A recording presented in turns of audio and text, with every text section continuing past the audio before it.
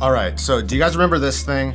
Remember when I was talking to myself about it a few months ago? Well, I want to talk about the iPad again. What are you doing? Are we really gonna do this again? Yeah, I'm gonna have a conversation about the iPad again. It's just something I feel like I need to do, and most importantly, I want to do it. All right, fine. I'll let you talk about the iPad mini once again because I know that's what you like to do, but I'm gonna get away from this because I don't want to hear it. All right, I'm not gonna let that guy back there stop me, but let's talk about the iPad mini again. There's 3 things I want to touch on what I think about it, how it's used in my everyday life, and how it's evolved over the last time I talked about it. So with that, I'm gonna roll this intro and then we're gonna get into this video.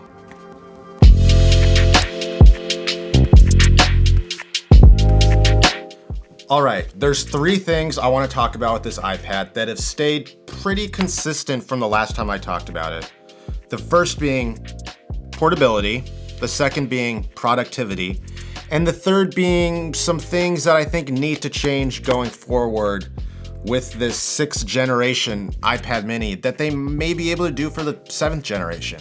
So first, let's get into portability. This thing's portable. It's as simple as that. There's a reason they make an iPad of this size. And what I've noticed is, the reason a lot of people don't buy this is simply because it is basically almost the same size as this thing, the iPhone 14 Pro Max. And as I look back and I purchased this thing, I do wish I got the smaller iPhone because I think this thing would feel a lot more special and a lot more at a hand-holding, one-handed device type thing if I had the smaller iPhone, and it would kind of play in tandem with it better.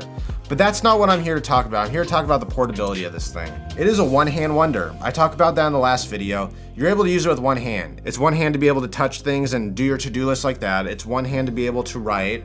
But what I find this thing best for in its portable state is productivity. But I want to talk about productivity in terms of portability.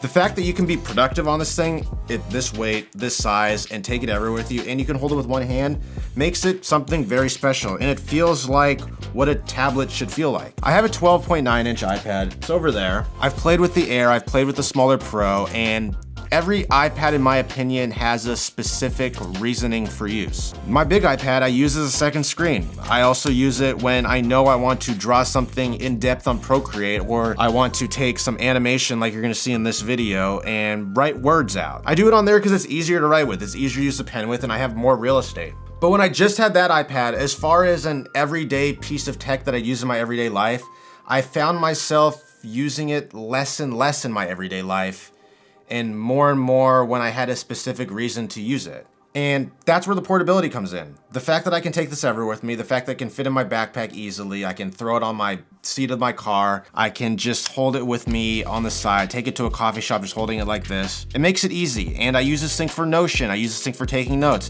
I've started to use this thing to edit photos, which is really fun. And the fact that the Apple Pencil 2 is something you're able to use with it and it's compatible with it really makes it a plus on why this thing is so beneficial in your everyday life. The next thing I want to talk about is productivity. Before having this, I used my phone for a lot of the productivity needs I had. My to-do list, my Notion, my storyboarding, all of that stuff was done on this thing right here. And as you can get it done on here, it felt like you were missing something. It felt like you were missing a piece of the tech that ultimately made your job seem more seamless, and it pulled me away from that. But being able to use this thing on a daily basis, being able to use this thing over the months I've had it, and have this Apple Pencil and be able to do my to-do list, write out my tasks, get my daily stuff done. As simple as storyboarding, editing photos, it's really become a tool of productivity. And that's ultimately what the iPad is a productivity tool. So I'm not telling you that the iPad mini is the ultimate productivity tool. The iPad Pro was my ultimate productivity tool for the longest time until I got my hands on this. So whatever iPad you have can be used as a productivity tool. It just depends on how you use it and how you use it in conjunction with your other pieces of tech. I'm gonna be completely honest, I'm gonna jump into this next thing and it's gonna be a hot take, but I talk about what this thing needs to update to really stay relevant, and that's ultimately the iPad mini. but the iPad line overall. Apple Vision Pro was announced a couple weeks ago, and in my personal opinion, when they make a version that isn't so expensive and the masses can buy it, I ultimately think it's gonna replace the iPad altogether, and I think it's gonna be that next iteration of tech that is just a productivity tool that ultimately kills out the iPad. That's my ultimate thoughts. That's a video for another time. I'm not gonna get into that now, but ultimately, if the iPad wants to stay kind of relevant, I think that the iPad Pro and the iPad Air are doing great things, but I think the iPad mini has some places it ultimately needs to grow, and the first is this thing needs 120 hertz. I noticed 60 hertz, and it's unfortunate, but when you go from a MacBook, when you go from an iPad Pro, when you go from an iPhone Pro, you notice what 120 hertz is in that Pro Motion display.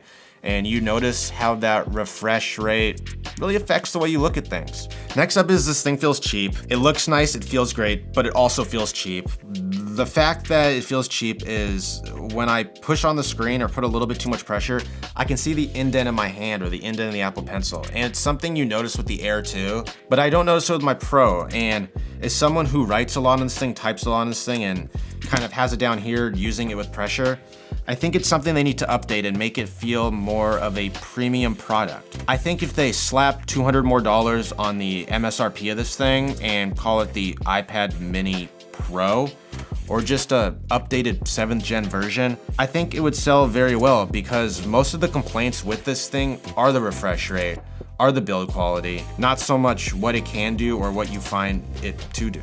And then lastly, I think iPadOS, which is also another video for another time, I think iPadOS needs a major overhaul.